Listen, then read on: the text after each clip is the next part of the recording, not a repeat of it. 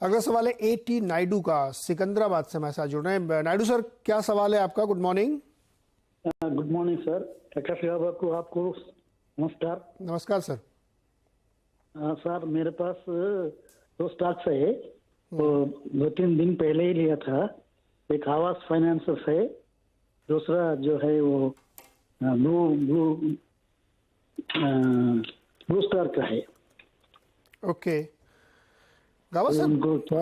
हाँ सर। हाँ, आप लॉन्ग टर्म इन्वेस्टर हैं कि ट्रेडर हैं? Long term sir. Okay, long term investor हैं। ब्लू स्टार एंड आवास फाइनेंशियल्स। गावा sir, blue star Naidu ji ने लिया है 1446 पे और अभी चल रहा है 1399।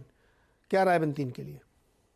लॉन्ग टर्म में तो होल्ड करना चाहिए, घबराना नहीं चाहिए स्टॉक में। Blue star one of the stock companies है, डिप मिलती है, खरीदारी का मौका बन जाता है। 1200 में स्ट्रॉन्ग सपोर्ट है, ट्रेड करा है 1400।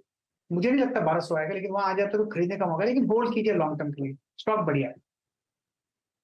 और दूसरा इनका स्टॉक आवास फाइनेंशियल है, जो काफी करेक्ट हुआ है। आवास का स्टॉक दिखाइए गावा सर। आवास फाइनेंशियल में क्या राय बनती है? 1500 के आसपास ये पहुंचा है अभी।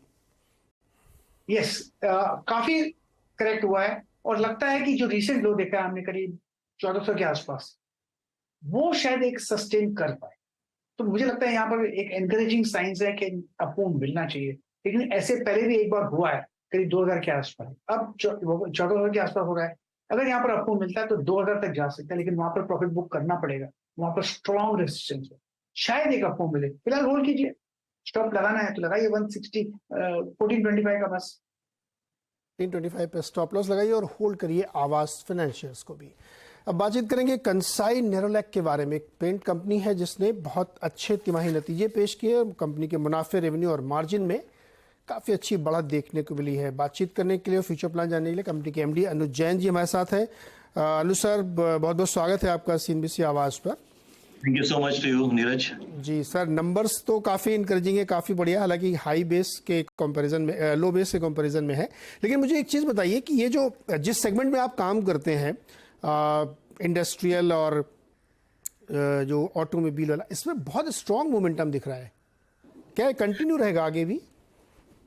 देखिए, हमारे 3 बिजनेस के पार्ट हैं। एक डेकोरेटिव है और इंडस्ट्रियल में भी 2 पार्ट आते हैं। एक ऑटोमोटिव आता है और दूसरा जिसको हम नॉन ऑटो बोलते हैं, परफॉर्मेंस कोटिंग डिवीजन, जो इंफ्रास्ट्रक्चर वगैरह से रिलेटेड होता है।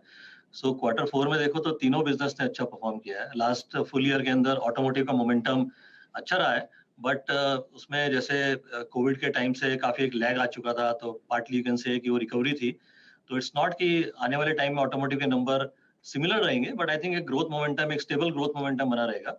बट गुड पार्ट इज कि जो बाकी बिजनेस लाइंस भी हैं, जैसे डेकोरेटिव है या जो हाई परफॉर्मेंस कोटिंग्स हैं, वो सारे के सारे बिजनेस अच्छे कर रहे हैं और Q4 में सबने डबल डिजिट में ग्रोथ किया है। ओके, तो ये कंटिन्यू।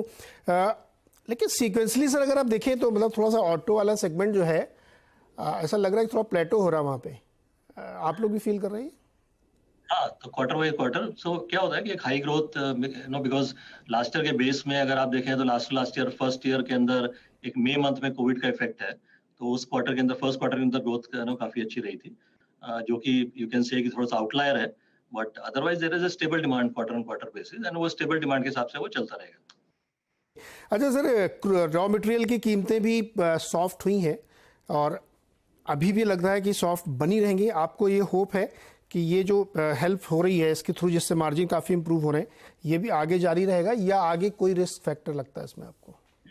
नहीं, रॉ मटेरियल के प्राइसेस डेफिनेटली थोड़े करेक्ट हुए हैं, एंड उसके साथ जो कंपनी के इंटरनल इनिशिएटिव रहते हैं कॉस्ट मैनेजमेंट के हिसाब से वो सब काम कर रहे हैं और उसका जो रिफ्लेक्शन है वो मार्जिन में देखने को मिल रहा है।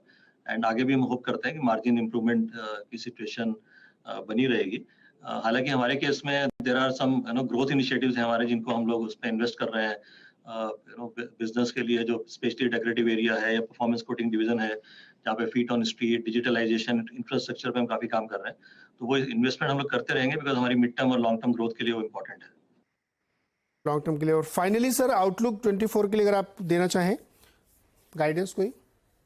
पेंट इंडस्ट्री का कोरिलेशन है वो जीडीपी ग्रोथ से है। तो अगर 6% जीडीपी ग्रोथ एक्सपेक्ट करते हैं तो 8 to 10% पेंट इंडस्ट्री में सारे बिजनेस मिला के ग्रोथ आने की संभावना है, and that's a good growth. तो पेंट इंडस्ट्री ट्रेडिशनली 8 to 10% की रेंज में चलती रही है, एंड वी फील कि वो उसी लाइन में कंटिन्यू करेगी।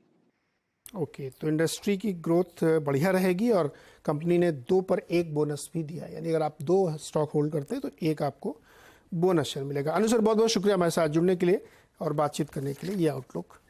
Thank you. Thank you sir.